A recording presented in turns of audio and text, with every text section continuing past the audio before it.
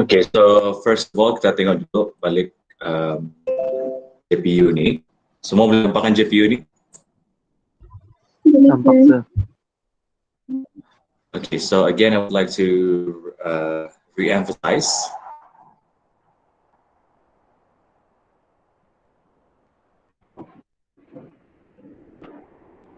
Okay.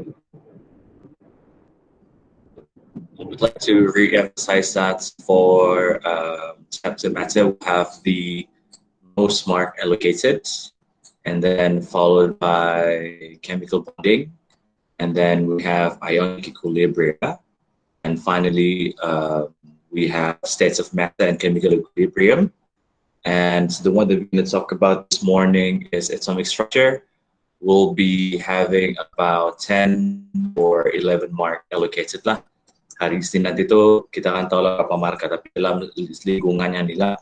So kalau dia ada 10 marka, kita boleh agak kita boleh buat agak ke soalan pengiraan tu pasti akan keluar. Dia tidak pernah lagi kalau dia tidak akan keluar, at least dia tanya mungkin cari frequency ataupun cari wavelength ataupun cari the energy ataupun cari the transition. Okay, so itu adalah contoh-contoh soalan pengiraan. Because dalam chapter atomic structure tu kita ada Bohr's atomic postulates, Bohr's atomic model, so itu ada pengiraan dia. Okay, macam ionization energy pun dia akan boleh tanya juga. Okay, so kalau kita buka balik kita buka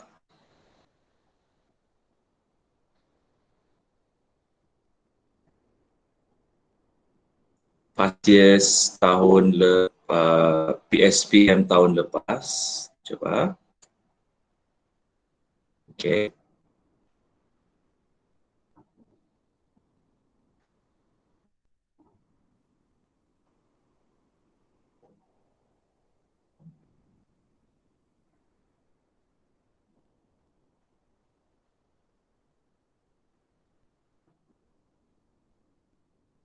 Kalau kita tengok PSPM tahun lepas, apa yang dia tanya?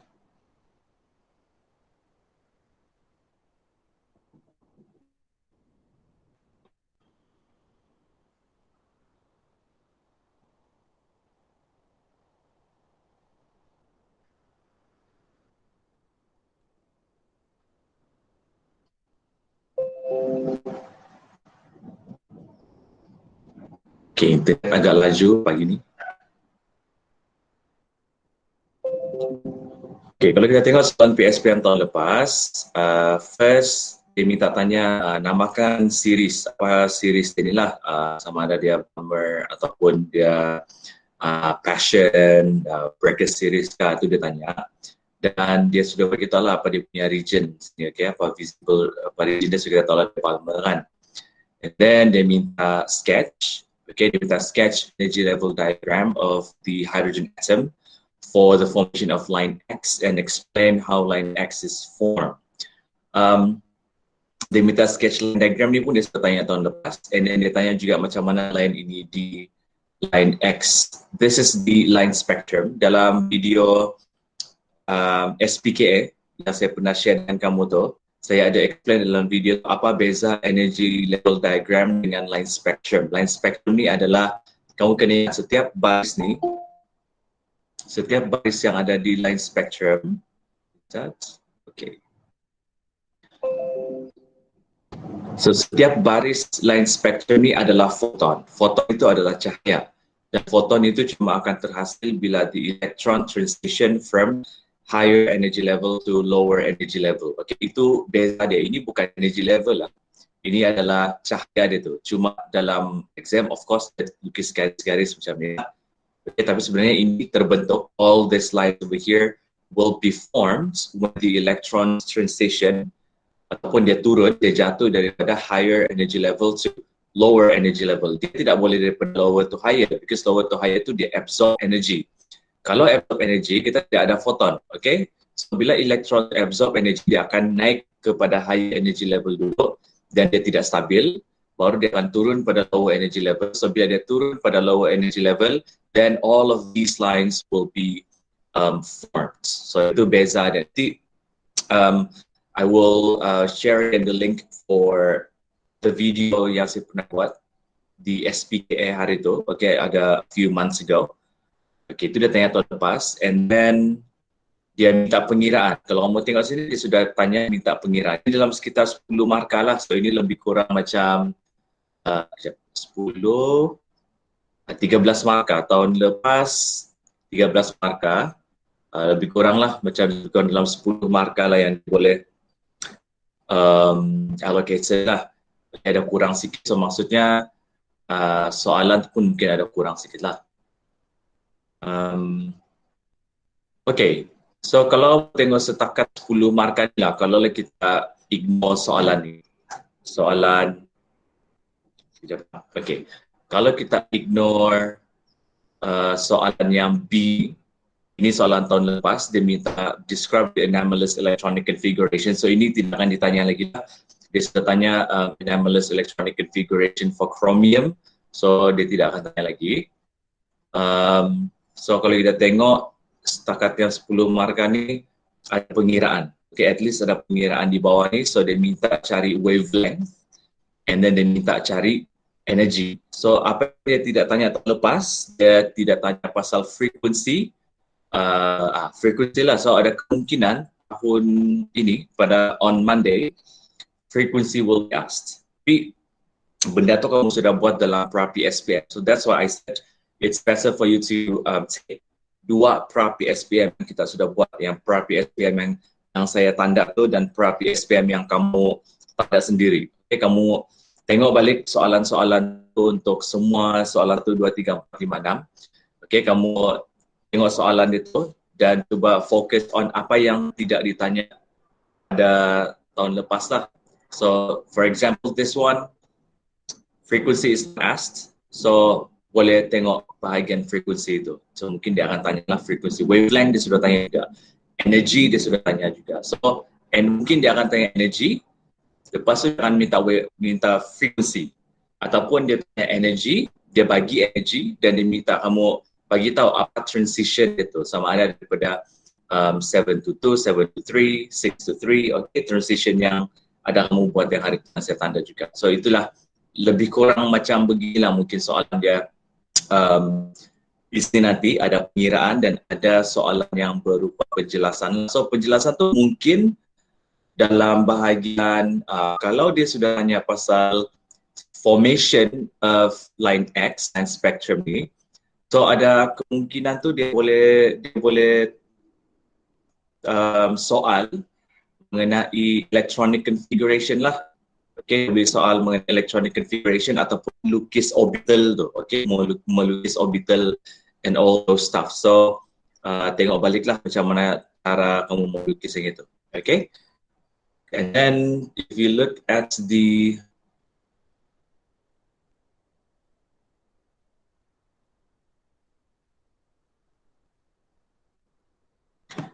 if we look at the problematic area,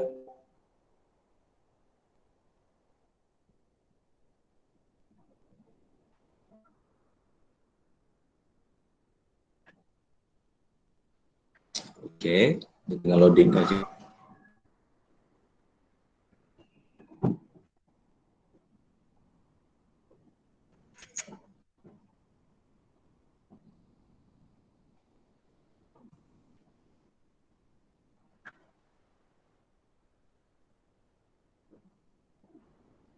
Okay, so the first one over here, permintaan ini adalah how to describe the formation of line spectrum.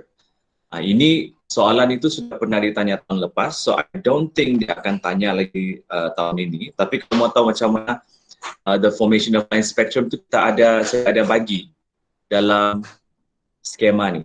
Okay, how to describe formation of line spectrum. Formation of line spectrum.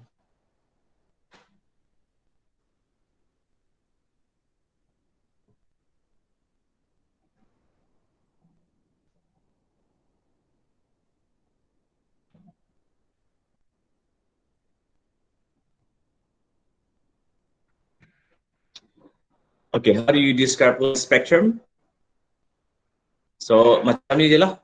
Kalau kamu tengok yang pertama tu, poin pertama tu bila kita bagi tahu when electron from the ground state, okay, daripada ground state tu kita kena bagi tahu dia absorb energy. Lepas tu dia akan get excited to higher energy level depending on soalan. Kalau dia tanya pasal formation of line spectrum in Balmer series, formation of line spectrums in bracket series, so kamu kena bagi tahu lah the excited kepada n equals to watts. Okay, so itu kamu kena bagi tahu. First kena bagi tahu the absorb energy, excite pergi energy level yang mana, and kena bagi tahu markah yang seterusnya, kamu kena bagi tahu dia excited. Pada excited states, elektron itu tidak stabil, itu satu markah. And then bila tidak stabil, it will drop back or it will go back ataupun it will transition to a lower energy level. Kalau bukan kalau ground state ini kurang tepat lah, okay? Dia tulis to a lower energy level dan depending on soalan. Kalau soalan itu tanya macam mana line spectrum terhasil pada Balmer series, so elektron daripada high energy level dia akan drop kepada n equals 2 lah. Kalau daripada Lyman series, the excited electron, okay, unstable electron from higher energy level will drop back to n equals to 1. Itu kamu kena specify benda tu betul-betul. And then thus producing line emission spectrum in Lyman series ka, in Balmer series ka, in bracket series ka, depending on soalan tu. Dan ini kamu kena bagi tahu juga the energy absorbs ataupun the energy of the electron is quantized. Ini ada satu markah lagi. So macam mana saya explain line spectrum tu macam ni saja. Okay? Dan saya pernah ada bagi video dalam SPKA tu. I have explained very details in the SPKA video. So itulah cara dia untuk explain formation of line spectrum. Okay, yang untuk ini ada soalan formation of line spectrum.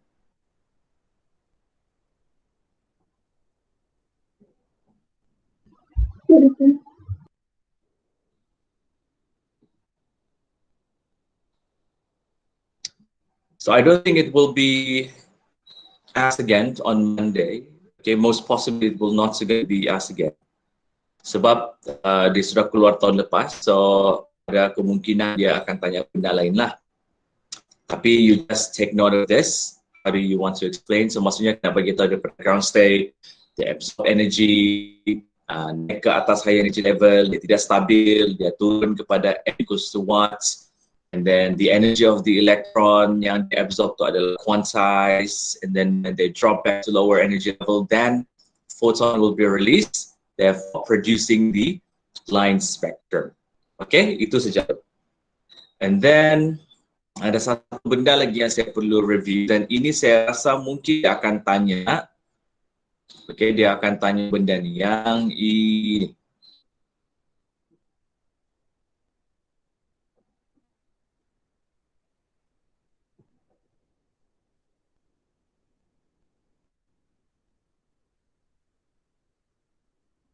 Apa? Tempat kamu belum loading. Okay. Yeah, this one. And the question wants you to differ line spectrum and continuous spectrum. So jawapan yang dia bagi di sini, ini tidak diterima untuk metrik. Walaupun ada buku yang tulis, tapi untuk syllabus atau standard metric tidak akan diterima, unfortunately. Okay, so how do you differ line spectrum and continuous spectrum? Kamu kena bagi tahu based on dia punya apa ni? Sekejap, kita tengok di atas serta sudah bagi this one. Okay, line spectrum. Sekejap,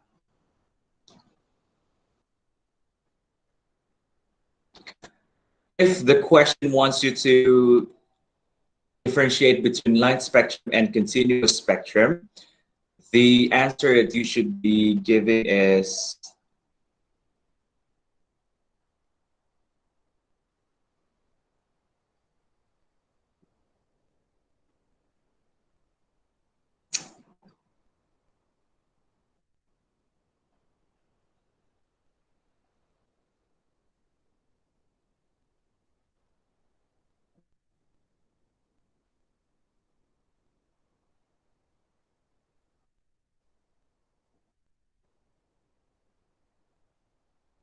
Okay, lambat pula dia.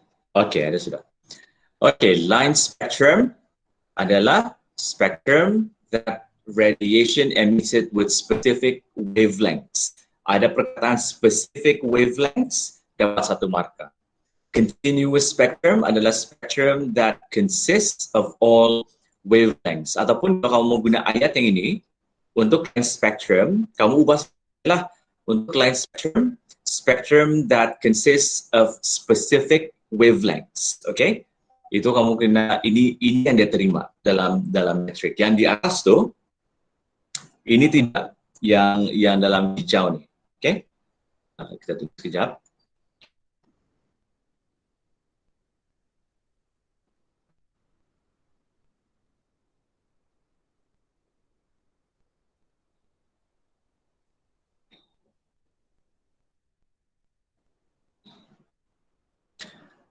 Continuous spectrum is the superimposed image of both absorption and emission spectrum, while the line spectrum is either on absorption spectrum or emission spectrum. Okay, walaupun ya betul, benda itu betul, tapi tidak diterima sebagai jawapan untuk standard metric lah. Continuous spectrum contains no observable gaps, while in line spectrum there is a huge gaps between lines. Itu pun dia walaupun betul, memang betul, tapi untuk standard metric, untuk berdasarkan line spectrum dan continuous spectrum, dia tidak terima. Okay? Dan yang ini pun saya sudah explain dalam video XPKA a few months ago. Okay? A few months ago saya pernah bagi video XPKA about this one. Nanti video sama juga, mau akan tengok. So, jawapan untuk continuous spectrum and line spectrum itu semua ada dalam sana lah. So, kalau boleh kamu kena give this one a star maybe, so that you would focus on this, try to understand, try to memorize the answer for the difference between line spectrum and continuous spectrum. Okay, sebab yang ini ada kemungkinan dia boleh tanya. Okay, so itu satu. Then we go back to the Google form. So untuk yang line spectrum and continuous spectrum, is that okay? Or is there anything else you want me to talk about?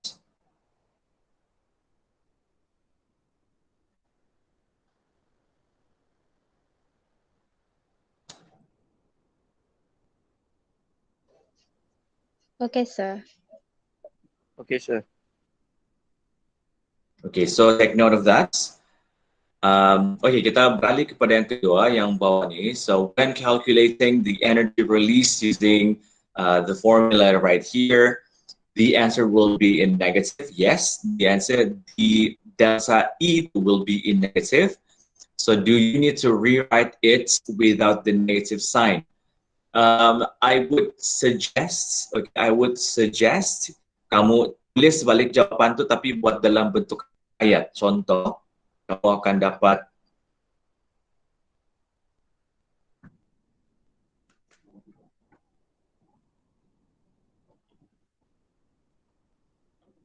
okay, let's say if you get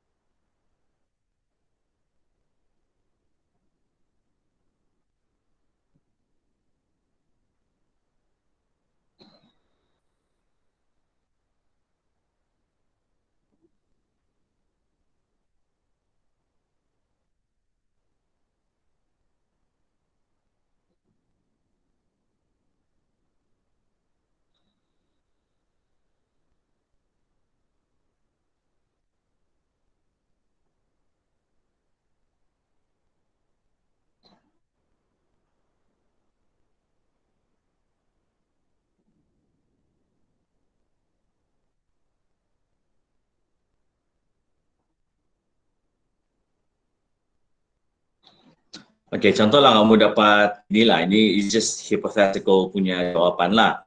You get this one, this form of answer. So I would suggest, mungkin bolehlah kamu buat ayat di bawah tu, therefore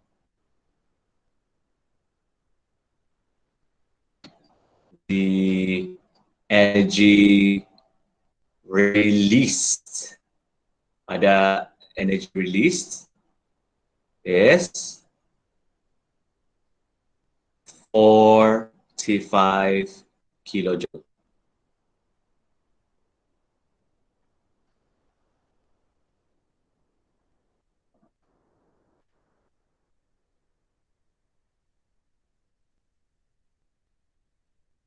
Okay, so ini cadangan saya.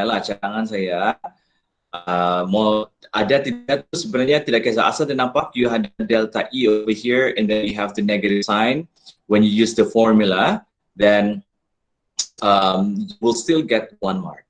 But if you want to make it more proper, okay, buatlah ayat ini. Therefore, the energy release, mesti ada perkataan energy release, because it's energy release.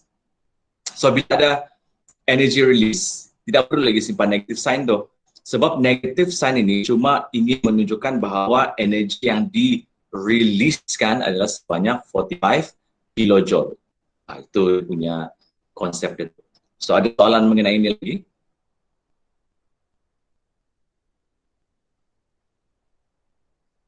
Tidak, sir. Okay, so I hope this is gonna be clear. Kalau soalan itu mengenai photon emission itu akan ada energy release kan. So elektron tu dia jatuh daripada atas kepada bawah. So energy tu akan negatif lah. Tapi kalau ditanya energy absorption, kamu boleh guna formula yang sama.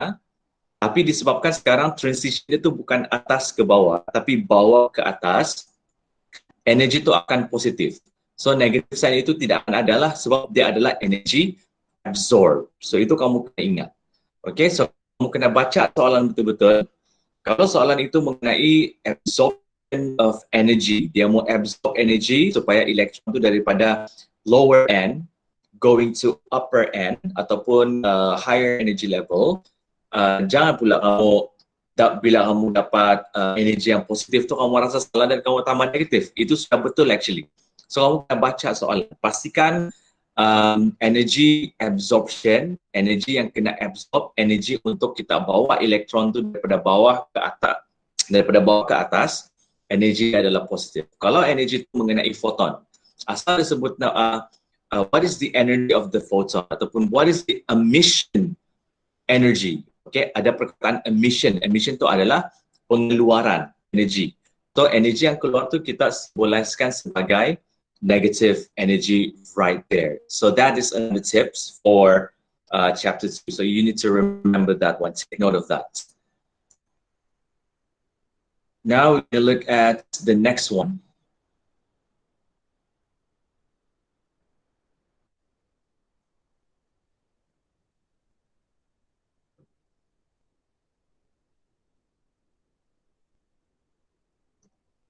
Okay, so I hope I have answered that one for this.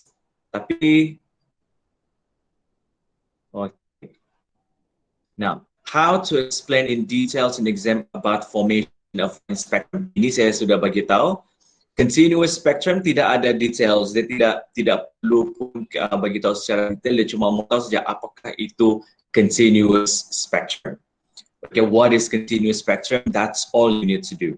To explain in details how line spectrum, ya ini boleh ditanya dan dia sudah tanya tahun lepas dia sudah tanya macam formation of line spectrum dan saya sudah bincang tadi. Okay, how to do line spectrum diagram properly? How to do line spectrum diagram properly? Macam ni lah. Macam this is the line spectrum.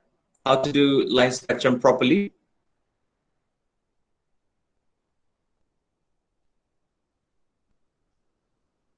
Okay, so this is line spectrum.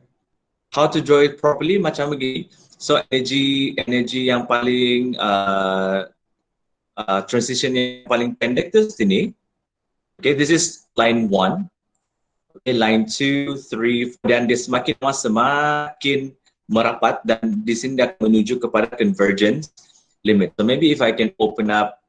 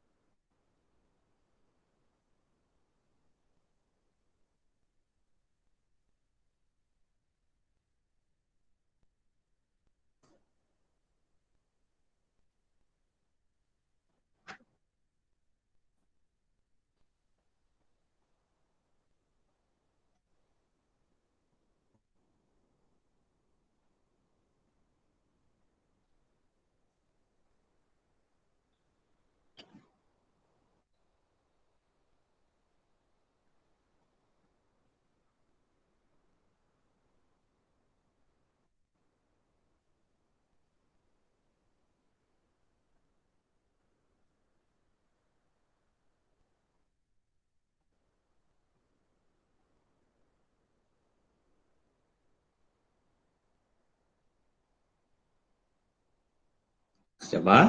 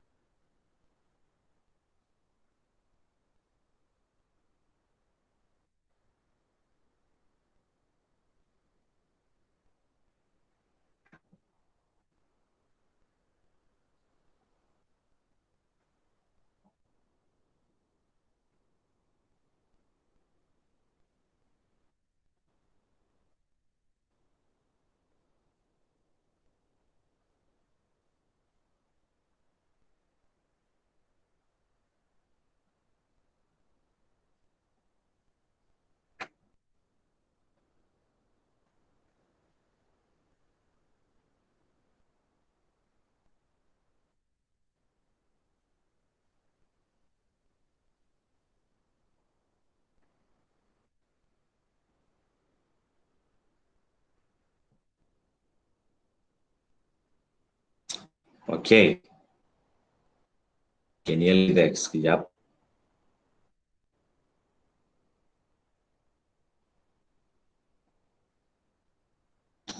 Okey, line spectrum adalah yang ini.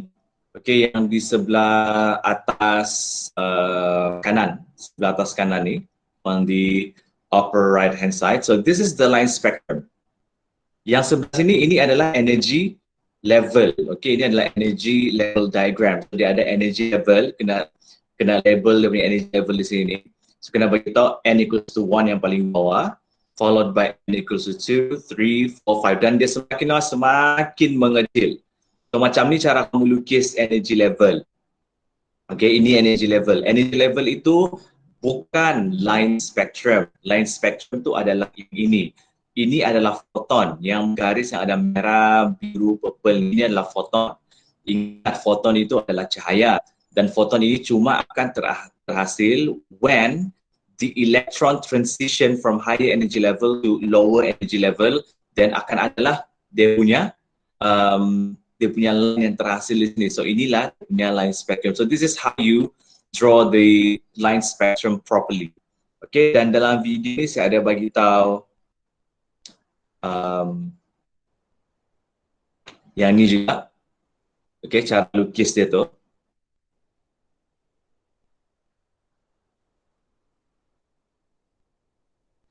Okay, so cara lukis dia tu. Kalau kamu tengok sekarang, ini the first line. The first line. Ini the second line. Dan tengok, dia semakin lama semakin merapat sampailah dia mewujudkan convergence limits, which is n equals to infinity. So when you go towards the convergence limit, wavelength decrease, frequency increase. Okay? And then at the end of the video, I have made this.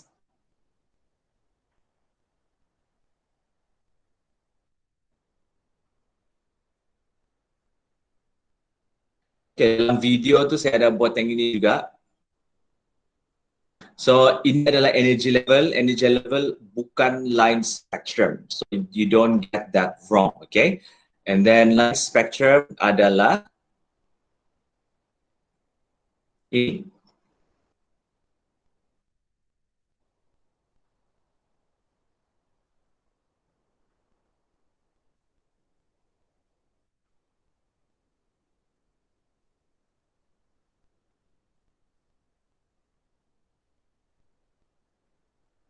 Okay.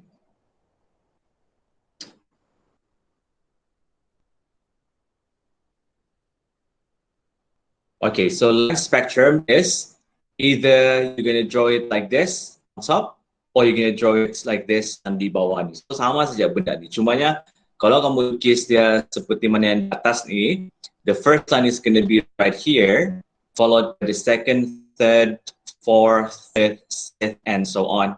And hujung ni adalah dia punya convergence limits. If you want to draw it in this form, the first line will be right here, followed by the second line and third line. Kalau yang di bawah ni. So ini adalah cara penulisan line spectrum. Okay, yang properly. Kena beritahu first, second, third macam mana. Lepas tu transition ni apa? Yang first line ni dari mana transition? Sebab yang macam dalam sini saya dah beritahu. Okay.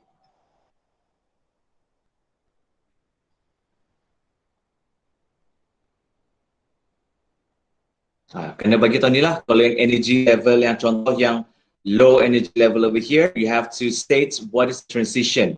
So for the low energy level, the transition is from n equals to 3 to n equals to 2. For the highest energy level in this spectrum, the transition is n equals to 2 to n equals to 6 to n equals to 2. So ini nak bagi tahu juga apa dia punya transition on the line spectrum. I think di sini pun saya ada buat juga dalam video dia tu. Okay.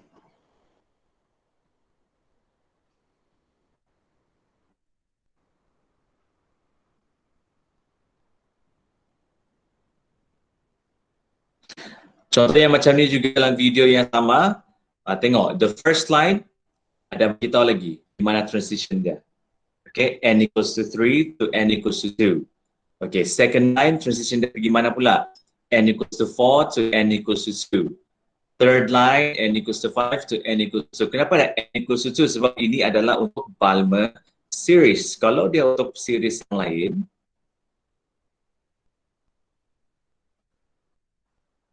okay, contoh untuk series, untuk fraction series, sama juga kalau yang first line over here terbentuk bila n equals to 4, the electron from n equals to 4 drops to n equals to 3. Then you get your first line. So ini bukan n equals to 2 sudah ni. Okay, sebab dia berada untuk fraction series. So itu cara penulisan line spectrum yang betul lah. Okay, ada soalan mengenai itu? Line spectrum diagram properly ni.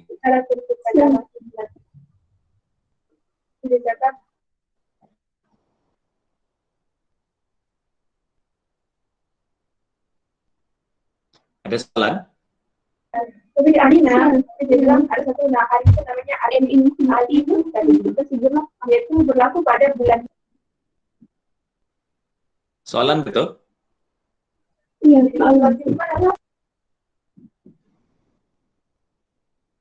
Siapa tu? Saya tidak tidak berapa dengar soalan.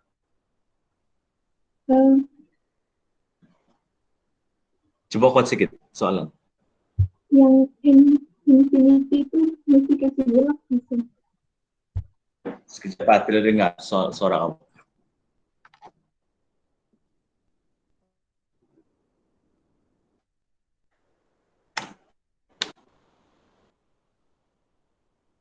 Soalan. Kenapa saya dengar?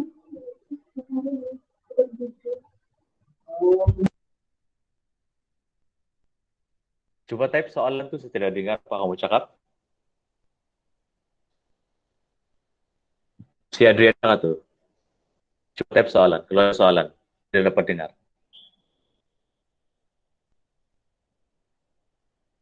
Okey, yang lain ada soalan?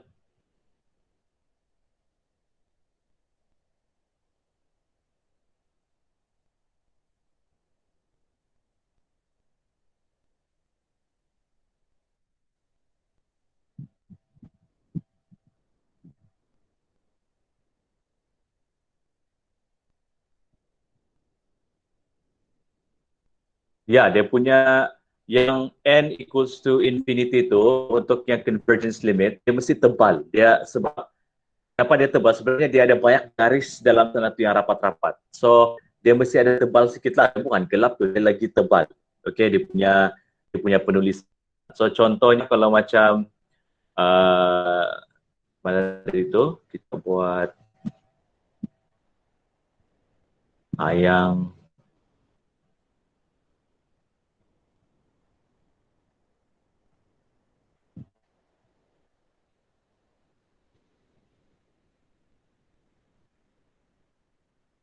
Contohnya macam ni kan, convergence limit n equals to infinity, dia sudah menjadi semakin tebal lah. Convergence itu maksudnya dia sudah converge, dia sudah bergabung banyak foton dalam tu. So that's why dia jadi tebal.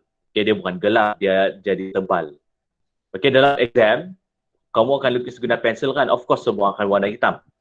So, kamu akan bagi dia tebal sikit untuk convergence limit.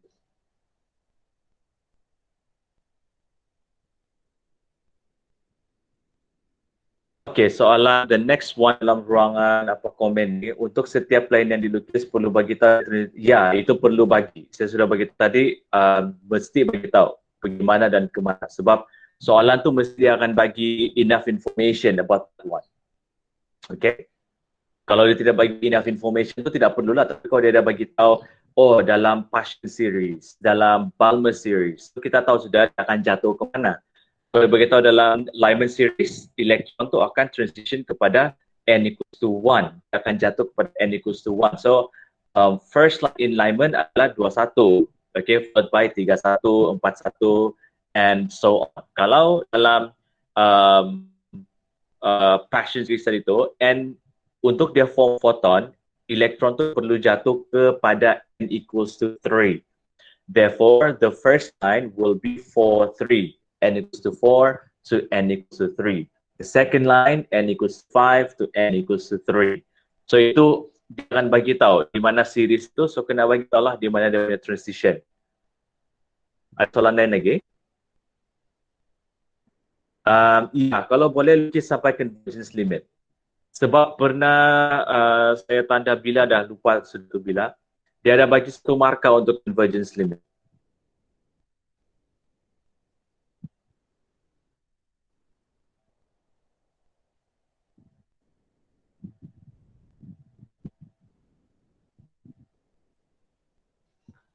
Okey, contoh macam mana dia lukis tu. Kalau yang PSPM yang ini, kenapa dia tidak lukis sampai convergence limit itu pun diterima sebab soalan tu sudah specifically minta lukis at least 4 kan, I think. At least 4, dia cakap at least 4. So, dia sudah menepatilah at least 4. Tapi kalau dia tidak bagi tahu at least berapa line ataupun ke mana tu, kamu lukis dalam 1, 2, 3, 4, 5, 6 line tu, lepas tu kamu bagilah convergence limit tu di hujung. Kalau yang ini, kalau dia lukis sampai convergence limit pun tidak apa juga, okay? Sebab dia sudah menepati soalan, okay? So itu kamu kena hati-hati dengan permintaan soalan tu lah. Jadi, contoh yang macam ni kan. We go back to this video again.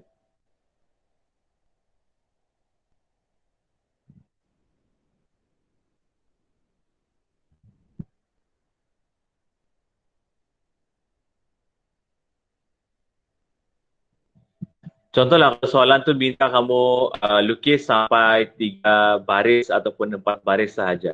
Kamu lukis baris pertama, apa transition dia, baris kedua, apa transition dia, ketiga, apa transition dia. Kalau keempat ini tidak perlu lukis dah keempat, kelima dan semakin lama dia menuju convergence limit, tidak ada masalah. So it's much better. Sebab kalau tiba-tiba convergence limit ini ada satu markah, kamu akan hilang satu markah lah. Okay? Tapi kalau kita sayang satu markah tu, kita lukis sampai convergence limit. It's much better.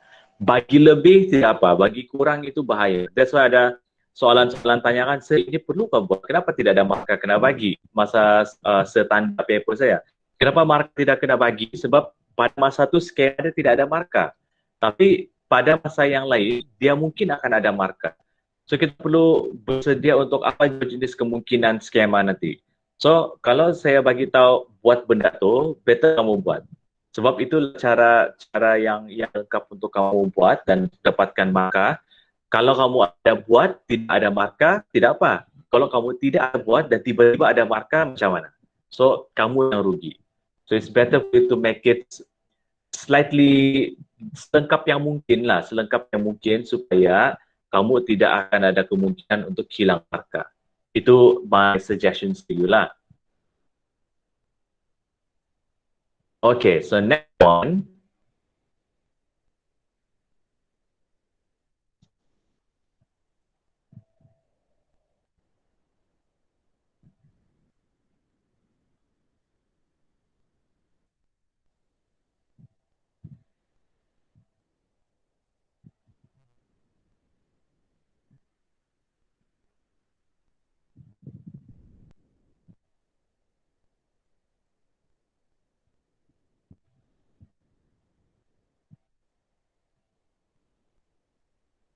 Tunggu ya.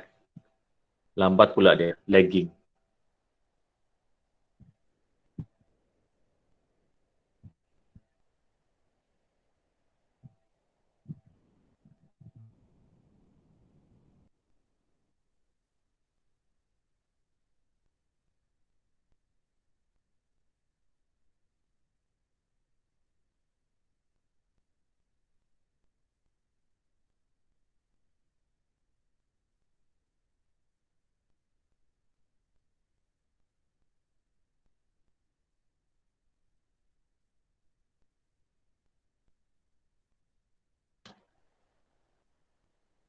Okay.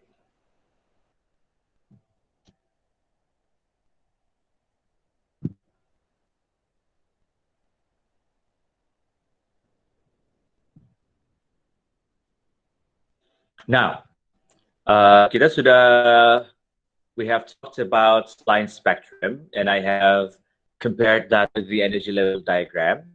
Ini pun kita sudah bincang juga, when finding energy, do we need to include negative sign? Depends. Kalau soal itu kamu guna formula delta E, kalau soal itu kamu guna formula delta E yang ada RH tu, akan ada negative sign lah. Tapi kalau kamu guna yang delta E equals to HC over lambda, itu mungkin tidak akan ada, mungkin itu tidak ada negative sign. So kamu akan cari dia punya wavelength dulu kan. So ada beberapa cara lah, ada yang to find.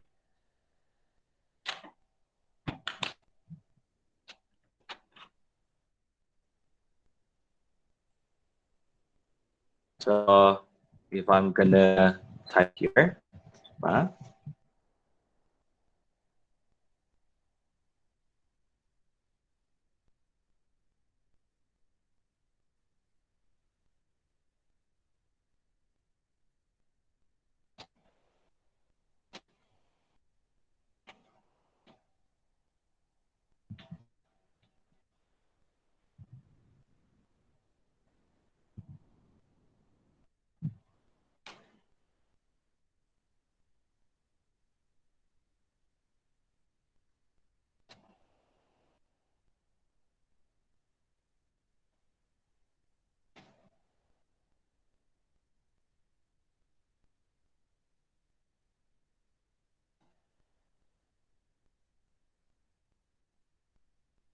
okay, kalau kita, if you want to find the energy of photon, ada dua kaedah. Kaedah yang pertama tu bila kamu guna di formula delta E equals to RH, okay, apa yang adalah dia punya apalagi sambungan tu kan. Kalau guna formula ni, like I said just now, the answer will be in negative untuk emission dan juga untuk photon. Kalau absorption, kalau guna formula ni, dia punya jawapan will be positive lah sebab kamu absorb energy, okay? Tapi ada satu cara lagi. First, you using the 1 over lambda kan first.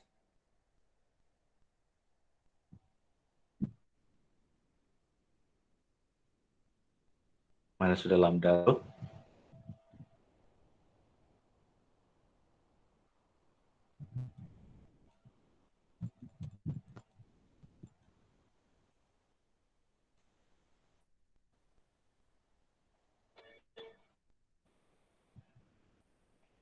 Okay, never mind. 1 over lambda. Kita guna 1 over lambda dulu. Lepas tu, you'll get wavelength. Okay, kamu akan dapat wavelength. You get wavelength, which is mass positive. Wavelength, mana boleh negatif? Ada perkataan length, panjang. Logika ada panjang negatif, tidak logik. Itu ada dia sangat pendek, sangat panjang, itu saja ataupun tidak ada. Mana boleh ada panjang yang negatif? It does make sense. Okay? So wavelength itu mesti positif. Tapi nombor dia kecil lah. So maksudnya dia punya kepanjangan itu sangat kecil. Tapi bukan dia tidak ada, dia sangat kecil. Okay, so bila kita guna ini dulu, baru kita use formula delta E itu,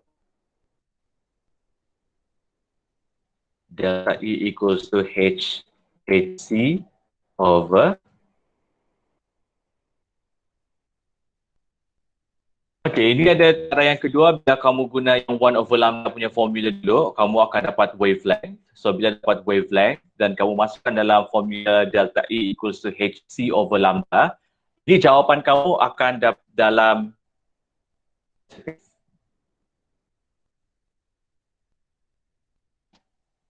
so bila dalam keadaan positif tapi dia menunjuk kepada energy release, kamu mesti buat kenyataan tu. So, you have to write.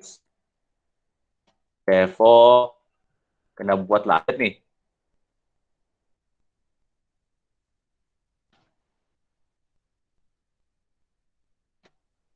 Ataupun the energy of photon is berapalah.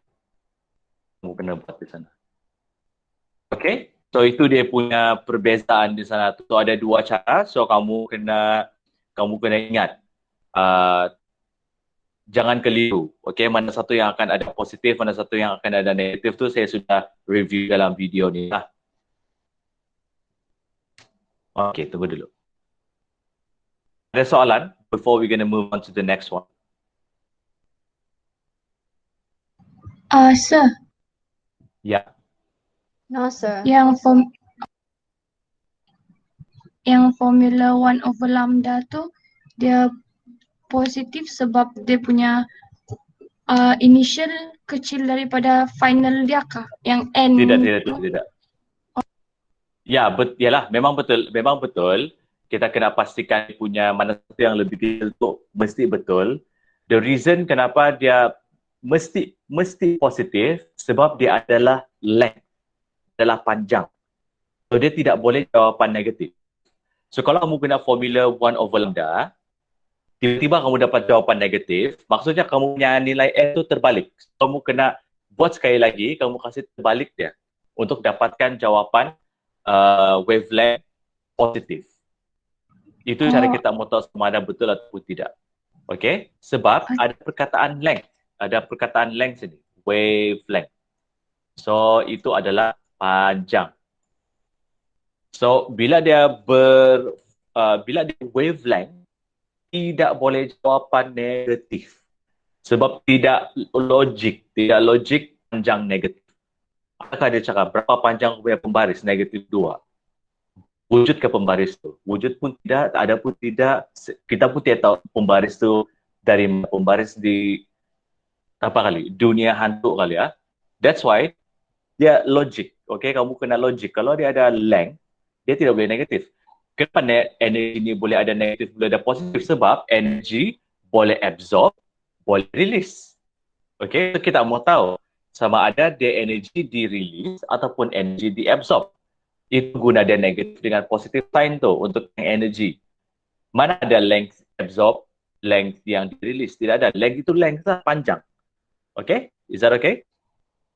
Okay, sir. Thank you. Alright. Okay, yang lain ada lagi soalan?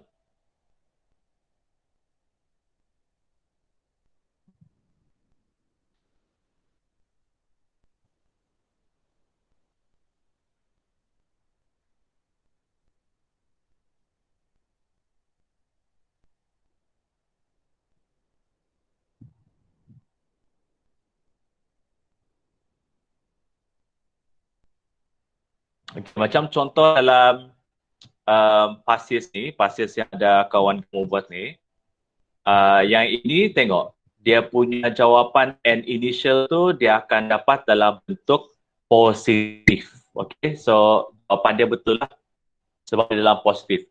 Kalau terbalik susunan dia tu, dia akan dapat jawapan, kalau dia, ini betul, kalau dia punya, bukan ini.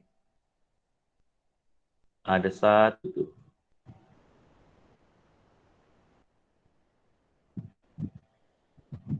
Mana sudah tu?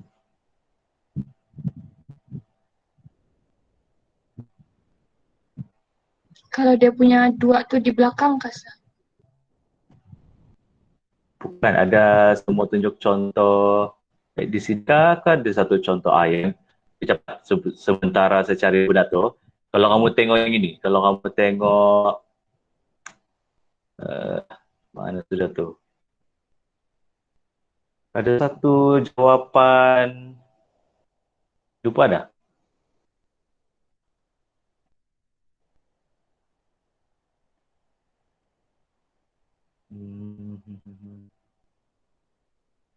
Okey, tidak apa. Nanti saya cuba cari dulu. Supaya ingat di mana benda tu. Kita teruskan dulu yang lain, problematic tu. Sementara saya cuba ingat mana benda tu. Okay, kita go back to the Google Form. Tadi internet laju, sekarang tiba-tiba jadi slow pula. Lambat dia loading. Kamu masih di skema jawapan tu kan? Yes, sir. Ya, Yes. masih skema jawapan. So, sekarang sepatutnya, okay, Google Form sudah. Sekarang di Google Form kan? Yes. Are we at the Google Form? Yes, Yes. sir. Okay. This one. How to answer the question when it gives orbital diagram. Okay, ini soalan pra PSPM kan? Yes, I think so. Sekejap. And you have to determine whether it is polis, afbau, or unsrul. Okay, first of all, kau kena ingat afbau tu apa, unsrul tu apa, polis tu apa. Paling senang sekarang polis principle tu dia bagi tahu tidak akan ada dua elektron yang akan berkongsi the same set of quantum numbers. Itu Pauli's principle lah. Dia tidak akan. So that's why kamu akan ada spin atas, spin bawah. Yang arrow dia tidak boleh spin atas atau spin bawah.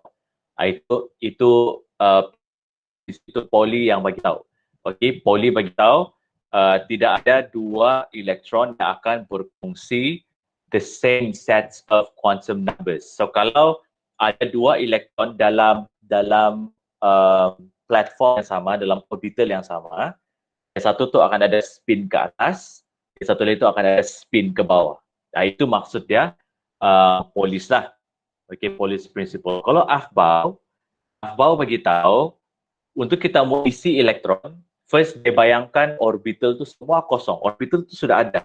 Dia bayangkan orbital itu sudah ada di dalam atom tu. Tapi dia bayangkan belum ada elektron lagi. So macam mana cara how the nature fill in the electrons inside the orbital. Afbau bagi tahu cara dia akan isi dulu yang paling rendah. Maksudnya dia akan isi dulu di 1s. Sudah penuh 1s, baru dia isi elektron, dia naik lagi energi lagi tinggi, which is 2s. Sudah dia penuh 2s, baru dia isi lagi di 2p, baru dia isi di 2p. Sudah isi di 2p, baru dia isi di 3s, 3p. So, Afbau bagi tahu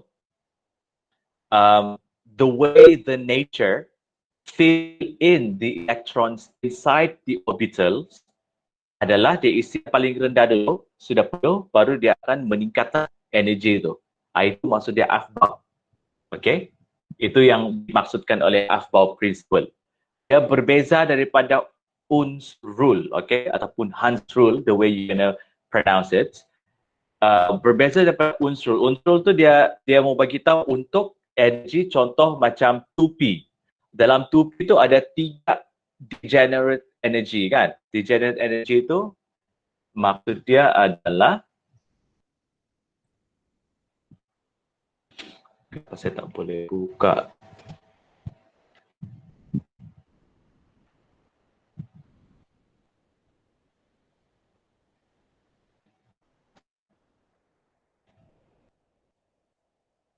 Kita buka dulu satu apps. Saya lukislah baru senang kamu nampak. Itu biasa Pauli's principle, okay, Pauli's ataupun Pauli cara kamu sebut selalu. Okay?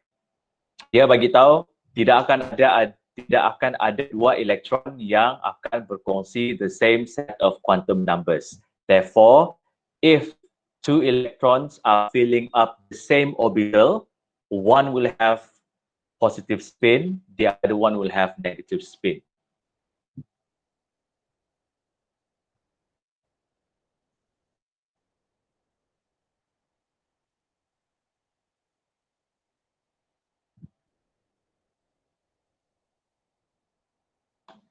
Okay.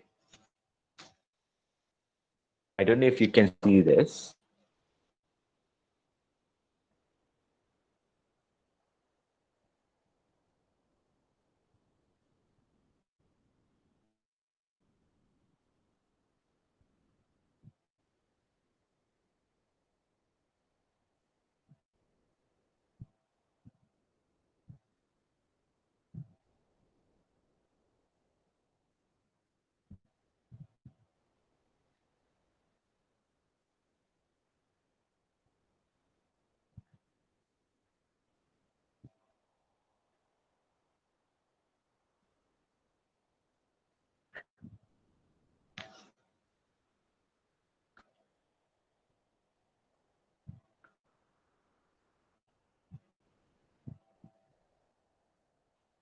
Okay.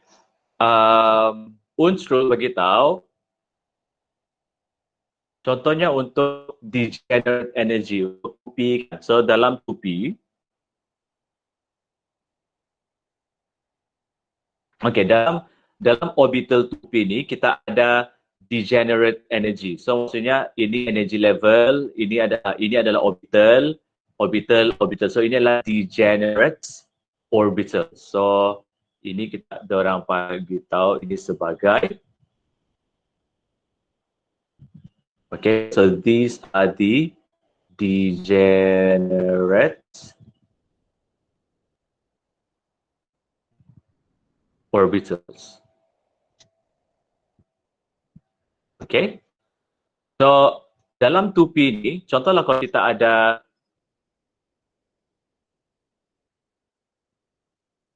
if we have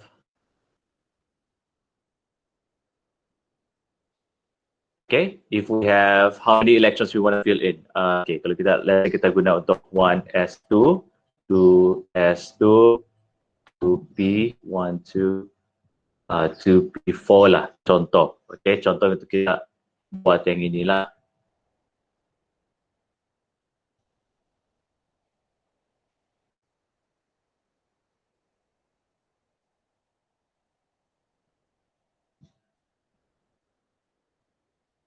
Okay, contoh kalau kita ada 1s2, 2s2, 2p4. So I'm just going to focus on here. So we're going to focus on 2p4. Sebab inilah yang the degenerate orbitals kan. So kalau dia ada 4 elektron you want to fill in, unsur bagi tahu kamu tidak boleh isi macam kalau ada 4 elektron, sekejap ah.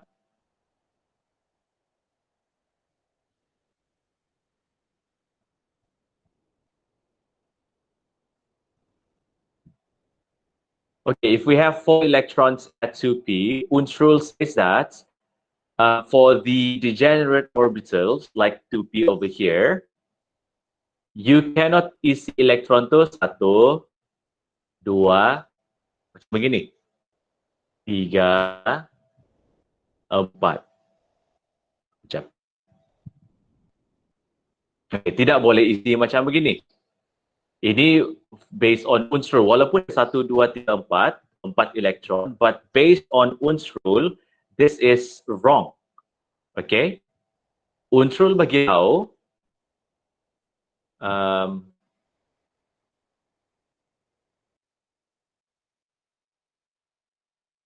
kita kena isi 1 dulu, isi singly dulu. Maksudnya kau kena isi singly dulu. So ini berbeza daripada Aufbau. Aufbau dia cuma bagi tahu cara kita mau isi elektron, kita kena isi daripada the lowest energy level to the highest energy level. Dia tidak bagi tahu pun macam mana cara dia susun elektron tu dalam degenerate orbital. So cara yang betul, kamu isi singly dulu, lepas tu isi 1 lagi, baru yang ketiga.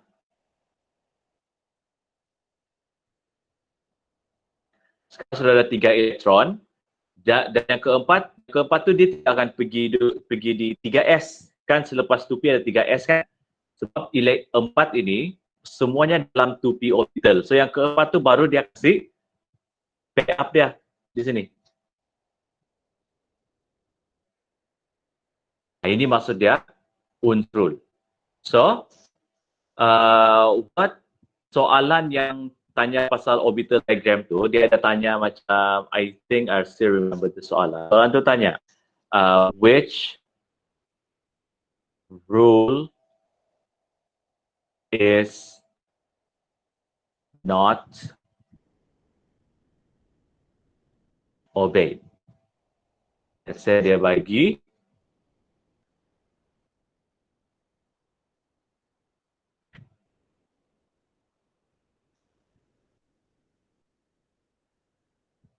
apa lagi degenerate orbitals. Okay, 3p pun degenerate juga. Okay, 3p orbital pun degenerate. So let's say dia letak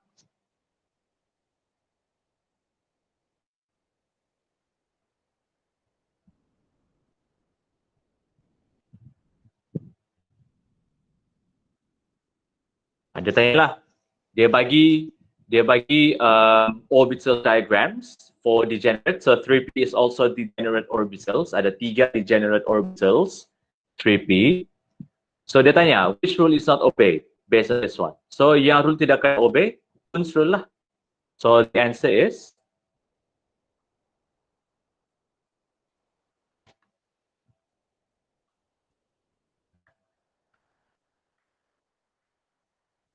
okay.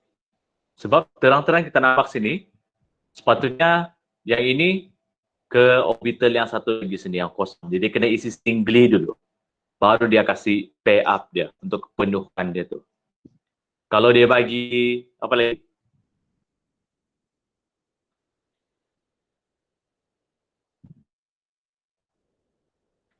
Okay. Contoh, which rule is not obeyed? Kalau dia bagi another degenerate, 1, 2, 3, 4, 5. So, ini adalah 3D.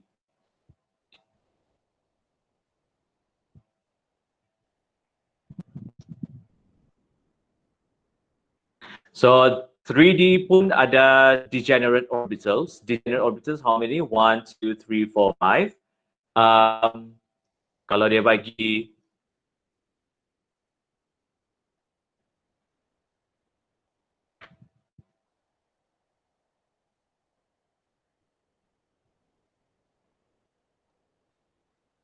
okay, dia bagi macam ni based on Unz rule, betul. Unz rule dia sudah betul. Tapi masalah dia di bahagian sini. Okay. Dia tidak menepati satu rule yang satu lagi, iaitu Pauli's principle. So the answer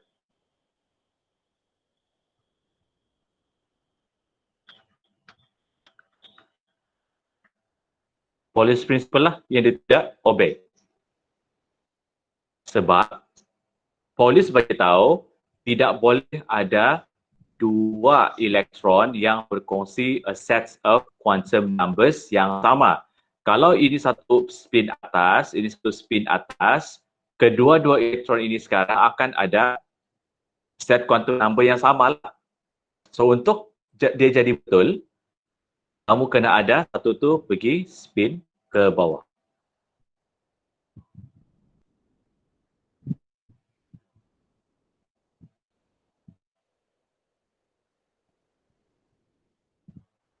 Okey. Ada apa-apa soalan? Protes?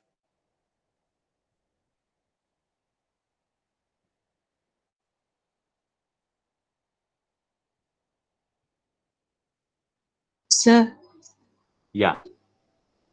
kalau macam dia tanya pasal soalan ni lah, which rule is not obeyed, mesti explain ke atau tidak perlu explain? Explain Kenapa based dia- guna tu saja. Guna definition rule tu. Rule apa definition dia? Dia bagi tahu mesti isi singly dulu, baru macam ni. Kamu explain guna definition itu lah. Kamu bagi tahu Okay, sir. apa which rule is not obeyed. Pauli's principle. Because according to Pauli's principle, there will be no two electrons that will be sharing the same set of quantum numbers. Itu saya mau beritahu. Okay, sir. Okay, ada Thank lagi you. soalan? Alright. So ada lagi soalan?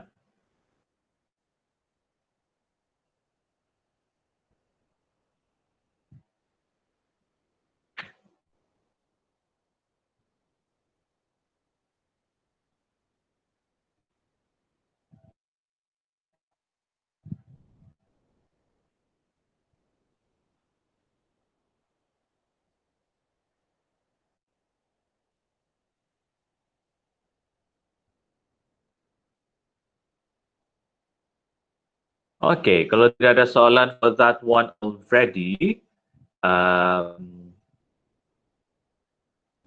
so I hope Sir. I have, yeah. Ada soalan dekat comment section, dia bilang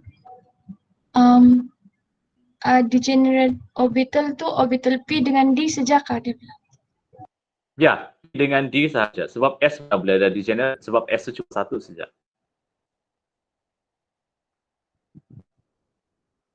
Okay, ada satu lagi soalan dalam comment section. Bila tulis formula 1 over lambda tu kena buat statement and final. Ya, buat statement di tepi tu better. Okay, ada soalan dalam comment section, dia beritahu kalau 1 over lambda kena adakah dia punya statement tu. It's much better to write the statement because ada satu ketika tu statement tu dia wajibkan dan dia ada tulis semua, dia bagi satu markah. Ada satu ketika tu dia tidak wajibkan pula. So untuk menyelamatkan diri kita, better tulislah sebab kita pun tidak tahu macam mana skema dia untuk kali ini kan. So kita tulis.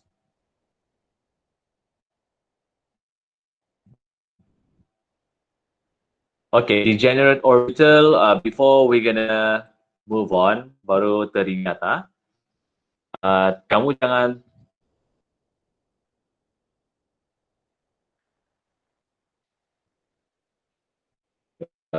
okay. Untuk degenerate orbital, contohlah kalau kita ada orbital 1s, kita ada sini, lepas tu kita ada 2s,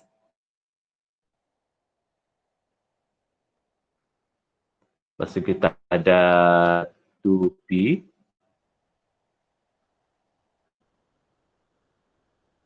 and then 3s,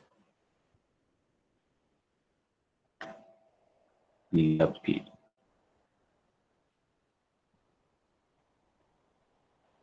Okay, so we have a orbital diagram right over here. Degenerate orbitals. Okay, degenerate orbitals cuma yang ini. Ini degenerate. Ini pun degenerate juga. Okay, sebab ini kan orbital. Setiap platform ini adalah orbital. Sekejap tempat kamu sudah. Okay, kamu nampak yang color biru tu? Kotak warna biru kan, nampak?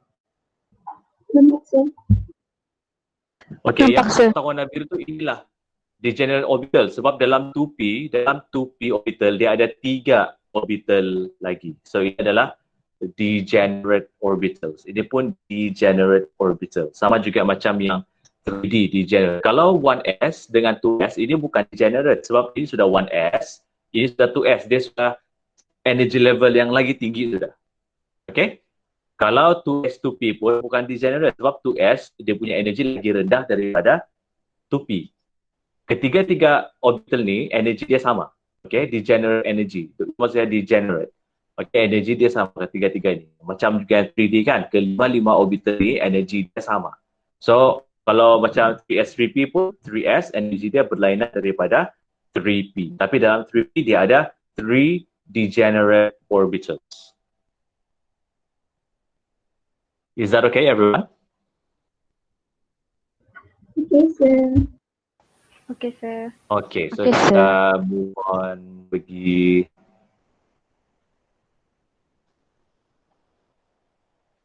balik ke problematic areas Google Form. I think it should be okay for that one already. Kita tengok.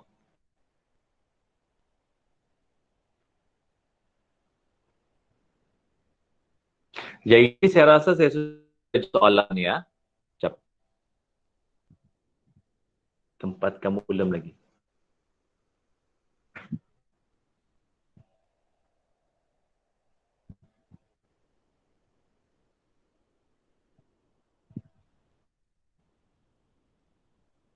Okay. Yang pertama ni, how to transfer the line spectrum into energy level diagram. Ini pun saya sudah, I think I have explained this automatically when we talk about the difference between energy level and line spectrum. So kalau ada line spectrum tu, kamu tengok dia punya transition lah dulu. Kalau line 1, Okay, kalau the first line, transition dia dari mana ke mana. So, baru kamu akan buat garisan pada energy level diagram tu. Okay, kamu lukis energy level diagram. Okay, kalau kita buka balik video tu.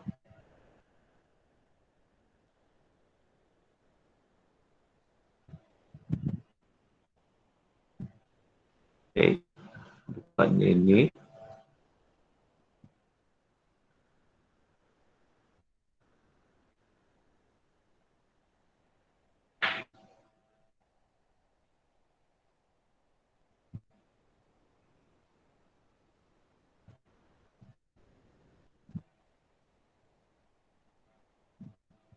Okay, kamu kena tengok dulu dia punya line spectrum tu.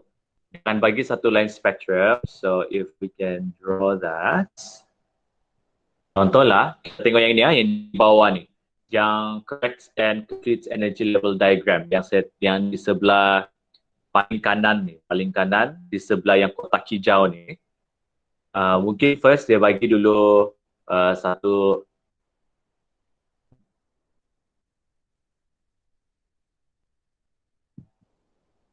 Mungkin ada bagi macam ni dulu.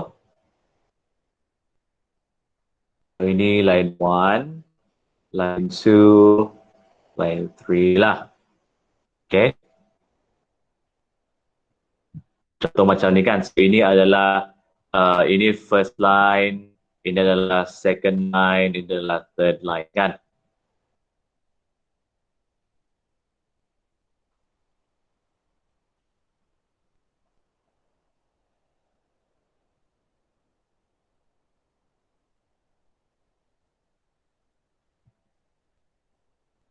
And then ini contohlah kalau dia pada line.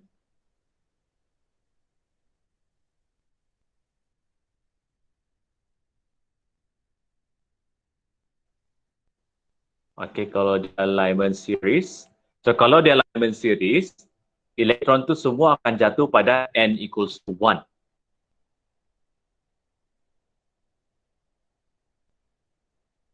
Okay, so dia jatuh pada n equals to 1.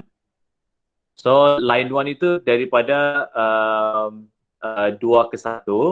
Second line itu adalah 3 ke 1. So contoh inilah dia punya R.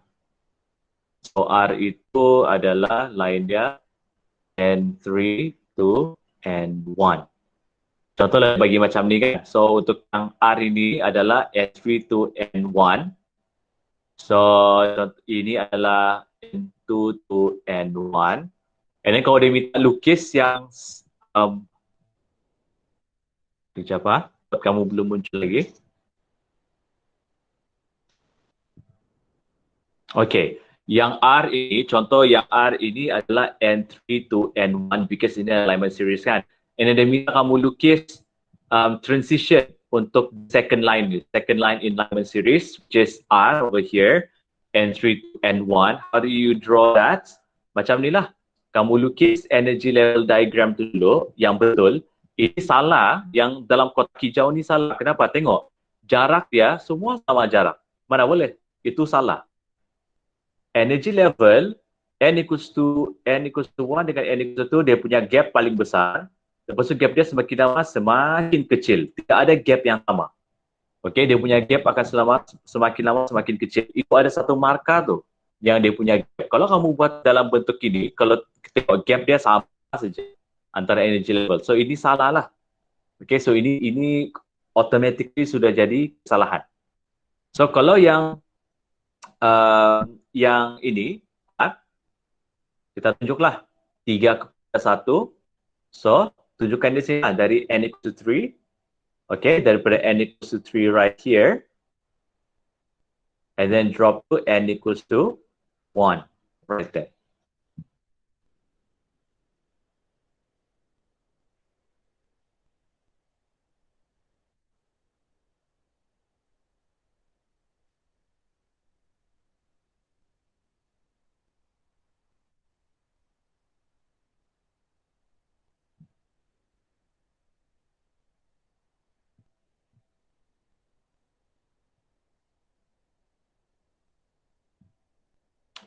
Hold on a sec.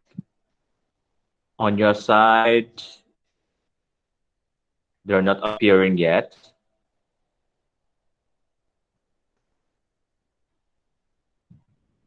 Yeah. Okay. So, inilah cara kita transfer daripada line spectrum kepada energy level diagram. Okay. So, you have to look at the transition di mana jatuh dan ke mana jatuh. Dan pastikan energy level diagram tu kamu ada label. Tengok, ada label energy level. Di tepi tu ada energy level. Lepas tu, dia punya gap antara energy level tu semakin lama semakin mengecil. Dan di atas itu dia semakin lama menuju kepada convergence limit jugalah. Okey, ada soalan untuk yang ini?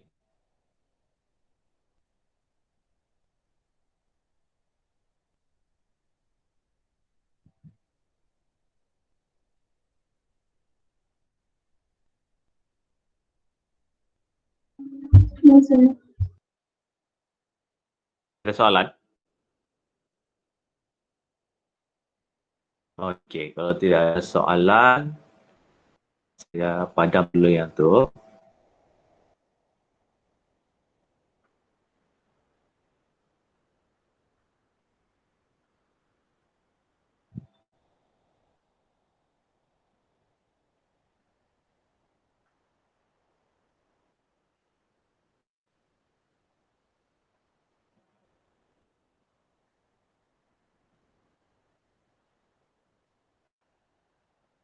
Okey, kita beralih pada the next one.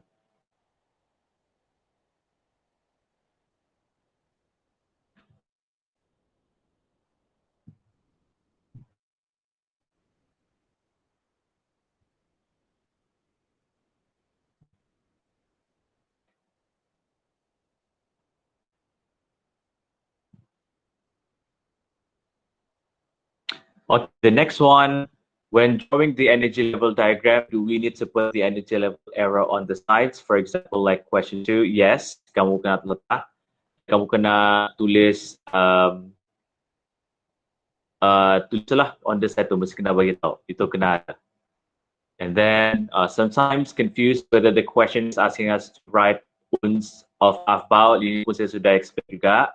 The two principles, this is misconception, dorang tidak sama. It's different. Afbau talking about macam mana elektron itu diisi dalam, dari mana dia isi daripada lowest energy level dan ke atas. So that's what kita isi 1s, 2s, 2p, 3s, 3p. And then you masuk pergi 4s, sudah masuk 4s baru pergi 3d. Itu Afbau. Ohm's rule, dia beritahu macam dalam degenerate orbitals tu, okay? Macam kita isi elektron tu, kita isi singly tu, baru sudah habis dalam degenerate tu, kalau ada lebihan elektron, baru kita kasih upkan dia. Itu adalah Ohm's rule.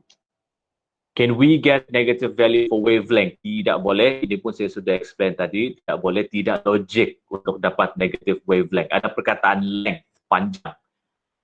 Explain more about ionization. Okay, ionization untuk chapter 2 fix. Dia cuma akan tanya pasal, cuma akan tanya untuk Lyman series. Okay, dia akan tanya Lyman series, maksudnya elektron tu daripada n equals to 1, Lyman series, dan dia akan naik kepada n equals to infinity. Ionization kamu kena faham, ionization ni maksudnya kita mau mengeluarkan elektron itu daripada atom. So when we talk about ionization energy in semester 1, kita cuma akan bincang pasal hydrogen. Okay, ionization energy kita akan bincang lebih lanjut semester 2 nanti. Itu akan lagi susah ionization energy dia. Lagi susah lah, lagi rumit lah. Okay, but in semester 1, when they want you to talk about ionization energy, dia cuma akan cakap pasal hydrogen. Hydrogen ada berapa elektron? Dia cuma ada 1 elektron. So, untuk kita buang elektron tu daripada atom hydrogen, if you want to take out that 1 electron, you have to give enough energy to the electron. Okay, so I can draw it here lah, I think. So, contoh, this is the nucleus. you have electron in n equals to 1. I hope you can see that the blue one down there. Okay, kalau kamu tengok ni. Okay, n equals to 1. Ini adalah hydrogen lah. So this one is for hydrogen atom. Dia cuma ada satu elektron. So kamu akan bagi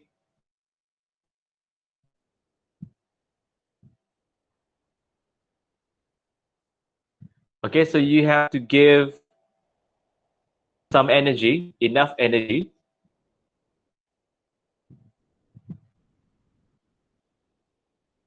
So the electron at n equals to 1 will absorb enough energy for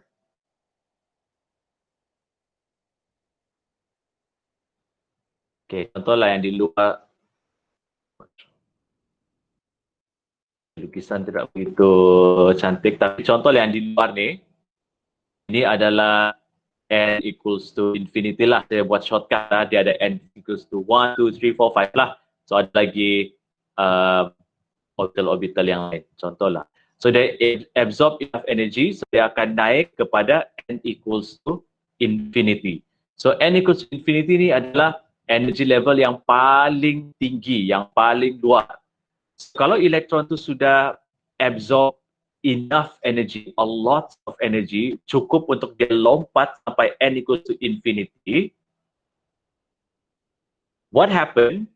Elektron itu akan ada kemungkinan, highly possible, the electron will just escape. Okay, elektron tu akan terkeluar daripada atom tu. So, bila dia terkeluar daripada atom, maksudnya sekarang kau punya H tu jadi H plus lah. Sudah tidak ada, dia sudah hilang satu elektron. Okay, so ini yang dimaksudkan sebagai ionization energy based on Lyman series. Sebab dia start daripada n equals to 1 kan. So, elektron tu pada n equals to 1 will absorb enough amount of energy. So it will go up into n equals to infinity, which is the highest energy level in the atomic structure of H atom. So at n equals to infinity, elektron itu sudah jauh daripada you punya nukleus. The nucleus di sini sudah tidak boleh menarik balik elektron tu. Elektron tu akan keluarlah daripada atomic structure dan kau punya H itu pun jadi H+. Dia hilang satu elektron. Okay, itu maksudnya ionization energy based on Lyman series. And to explain that, I think kita ada buat dalam passes itu. I'm going to show you.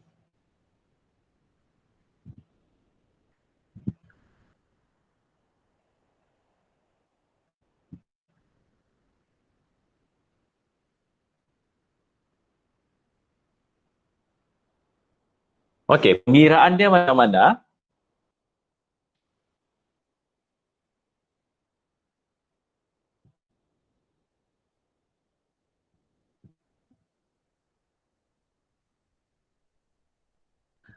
So kalau kamu tengok di sini, ini cara untuk kita kira ionization energy lah. Okay, kita kira ionization energy. Kita guna delta E punya formula. Okay, so sekarang N initial tu adalah 1. Sebab dia start daripada N equals to 1. Dia start, kenapa dia punya energy positif? Sekarang kalau kamu tengok sekarang dia bukan negatif, kenapa dia positif? Sebab ionization kita perlu absorb energy. Kita bukan mau release energy. Kita mau angkat elektron tu daripada n equals to 1, you go up to n equals to infinity supaya dia betul-betul jauh daripada nukleus. So bila dia betul-betul jauh daripada nukleus, elektron tu sudah tidak boleh ditarik untuk jatuh lagi, dia akan meninggalkan H atom dan H atom tu akan jadi H+. Okay? And then you punya n final itu infinity lah, so infinity di sini. Okay, dia akan pergi n equals infinity. So itu cara dia untuk kita buat for based on Lyman series. Then you get the value over here. So ini adalah energy. Energy ini adalah 2.18 times 10 to the power negative 18 joule. Ini adalah energy untuk kita buang satu elektron, satu biji elektron. Kalau kita mau buang satu elektron, ini energi yang dia perlukan. Tapi kalau kita perlu buang untuk 1 mol, ingat 1 mol itu bukan 1 biji elektron. 1 mol itu adalah sebanyak 6.2 darab 10 kuasa 23. So ini more than 1 elektron. Ini lebih daripada 1 elektron. Kita mau cari untuk 1 mol. Sebab ionization energy kita mesti guna per mol. Tidak boleh satu saja. Tidak boleh kita kira untuk 1 elektron. Kita kena kira untuk 1 mol. Yang atas ni kita kira untuk 1 elektron dulu. So kita dapat energy untuk kita ionize 1 elektron. So to find the energy to ionize for 1 mole electron. So you need to remember 1 mole of electron is not 1 electron. 1 mole of electron is 6.02 times 10 to the power of 23 electrons. A lot of electrons. So bila you darab dengan energy yang di atas, okay, kamu dapatlah energi untuk 1 mol is this. Okay. Cuma ni ada salah sikit ni lah unit dia. Dia mesti ada joule ni kan. Okay. Dan untuk ionization energy, kita kena tukar kepada kilojoule per mol. So dapatlah 1312.36 kilojoule per mol. Okay. So inilah fix jawapan dia. So kalau boleh cuba tengok balik yang ini, pengiraan yang ini.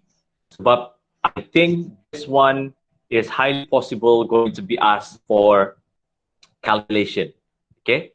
Dia akan tanya untuk pengiraan. So, kamu akan dapat 1, 2, 3, dalam 4, 5 markah lah. So, 5 markah. Tadi kita tengok pun ada 5 markah untuk apa kan? So, 5 markah untuk yang ini. 5 markah lagi untuk yang penjelasan. Mungkin dia mau tanya pasal is it allowed, is it not allowed, ataupun dia minta lukis dia punya orbital tu, okay, dia minta lukis dia punya orbital punya structure. So itu another 5 mark yang di sana lah. So yang ini cuba tengok balik ke ini ada possibility, okay, high possibility this one will be asked in exams lah. Okay, ada apa-apa soalan mengenai yang itu before kita teruskan?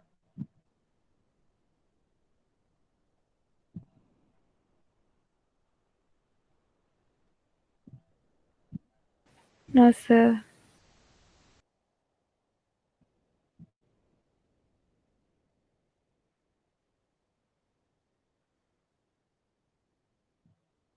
Okey, kalau tidak ada soalan, kita tengok yang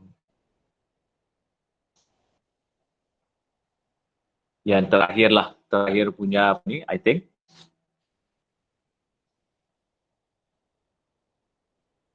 Okay. Dia tanya sini, for finding the most stable ion, like question 6, page 1, for the J atom, can you explain a little bit why it's not J+? Okay, kenapa dia bukan J+, kenapa dia J3+? And kita tengok buat ni dulu. When we get negative or positive value for change of energy formula, ini pun kita sudah bincang lah. Okay, tidak ada masalah. So yang terakhir tu yang ini, kenapa dia punya stable ion itu bukan J+? Itu di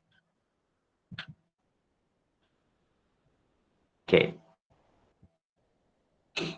Yang di atas.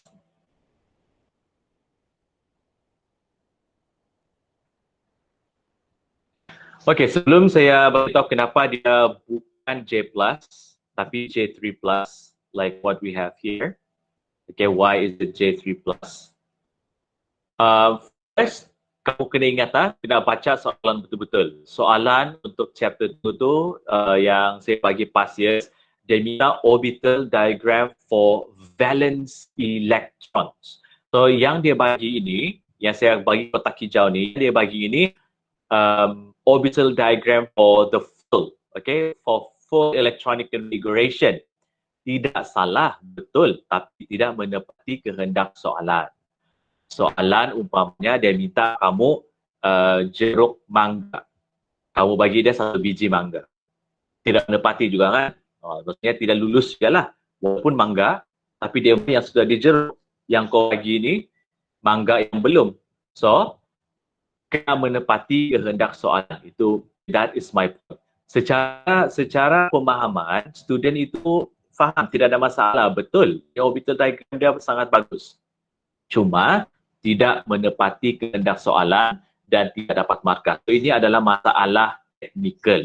So, kena hadapi, kena bersedia, baca soalan betul-betul, fikir betul-betul, hati-hati, okay? Jangan cuai. So, untuk covalence electron only, so kamu cuma perlu tulis 3s, cuma perlu tulis 3s, 3p lah. Tidak perlu tulis yang keseluruhan itu. So, baru dapat 1 markah. Okay. So, soalan tadi, kenapa bukan J+? Kenapa bukan J+, most stable? Jawapannya sangat mudah. Kalau kamu buang 1 elektron, adakah dia sudah mencapai octet configuration? Belum kan? Walaupun kamu dapat duplet di sini, kamu akan dapat duplet. Tapi kamu kena ingat, valence elektron adalah 3s 3p. So maksudnya ketiga-tiga biji elektron ini adalah yang paling luar. So maksudnya diorang itu sangat mudah untuk dikeluarkan. So kita boleh keluarkan yang ini, dan yang dua tu, dia keluarkan yang dua tu, kamu akan mencapai stable octet configuration. Kamu akan capai, kalau dia 3s, kalau dia more stable 3s, you will get 1s2, 2s2, 2p6. So this one is for J3+.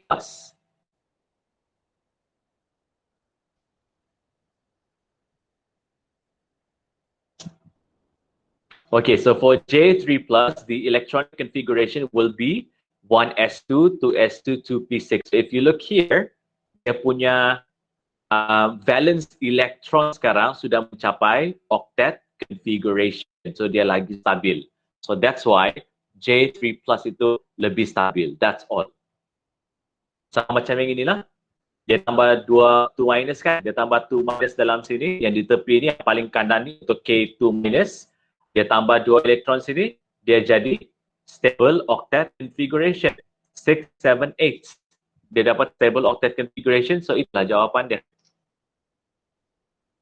Okay, ada apa-apa soalan mengenai yang ini? Ataupun benda lain? Because tidak ada lagi dalam Google Form tu.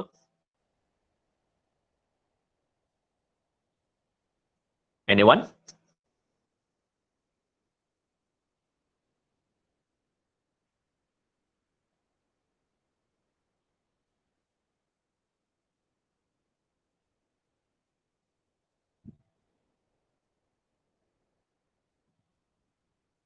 No, sir. Okay, tidak ada soalan. I think that one should be okay.